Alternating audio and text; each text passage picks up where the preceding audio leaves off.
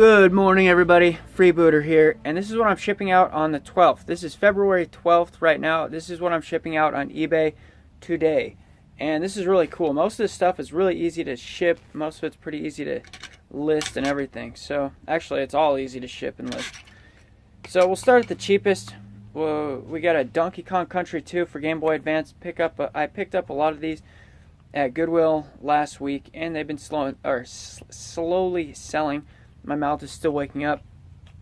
So Game Boy Advance games are one of my favorite things to sell, even though they don't sell for a lot. This only sold for $8.75.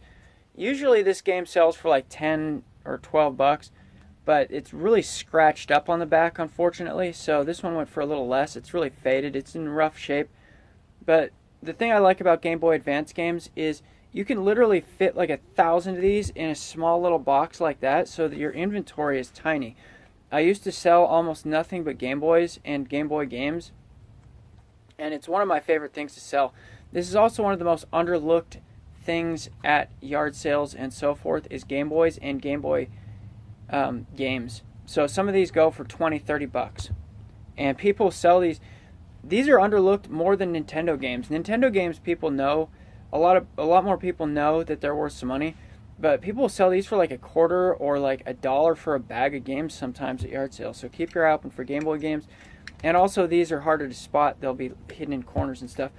Anyways, number 2 is... Actually, we'll just show you both of these. We got 2 different pin back badges. These are one of my secret weapons, is pins.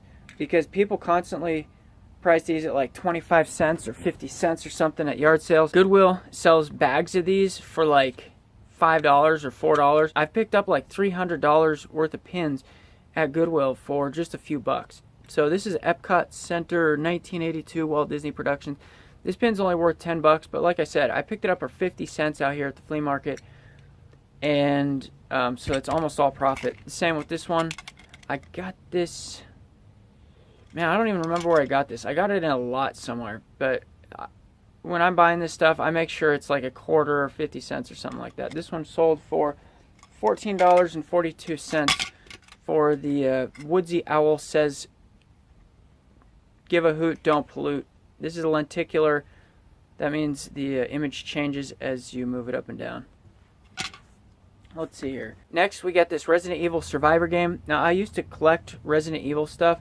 I used to be a huge fan, and I'm getting into my collection and just selling it out. I'm just getting rid of all of my stuff right now. Anything that's not like super personal to me, I'm just selling it. I just don't need it. I don't see a reason that I need this stuff. This game sucks, but it is collectible. I sold it for $45, and Resident Evil 2 Remake is out right now. It just came out last month, and it's super popular. So a lot of the Resident Evil stuff went up in a little bit in value. I think this game went up in like $5. It used to go for like 35 to 40. Now it's going for like 45 bucks. So sold out for 45 bucks, and you can pick up PlayStation games for pretty cheap.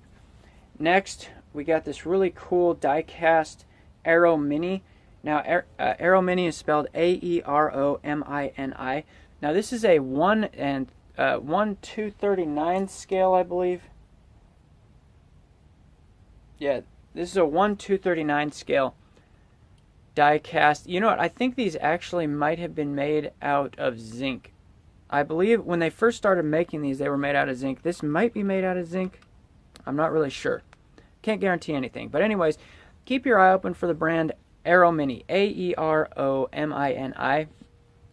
They're very realistic replicas of, this is a 747 Pan Am Clipper. And they did a few different ones. They did a few different planes. They've been around since the mid-60s to...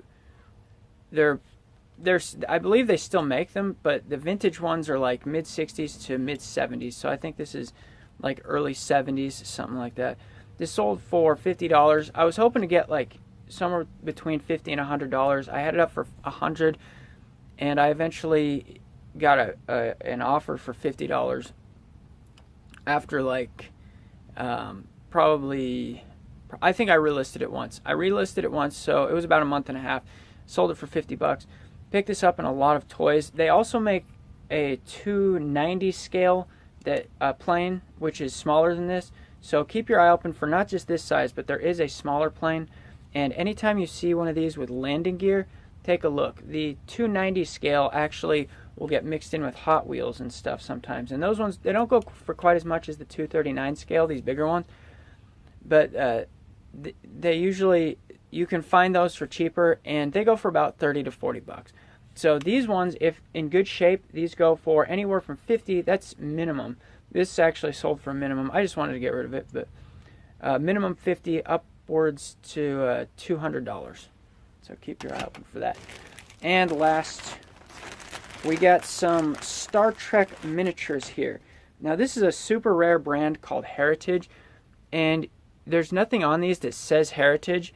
They actually, oh man, let's see, I'm going to adjust this light.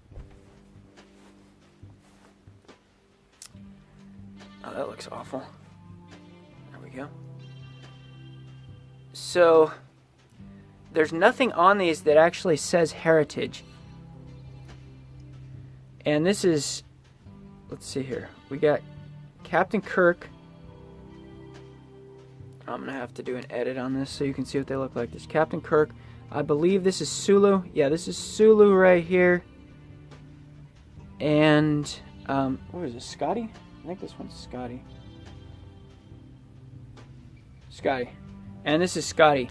Now this is a super rare set released in 80s. I think it was 1981. And this, 1978.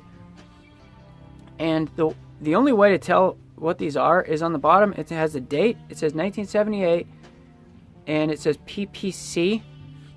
And then there's a number on the bottom. So this set is 1604C. Really hard to identify these, actually. Heritage miniatures, they only were around for like 4 or 5 years, but some of them are very, very, very, very rare.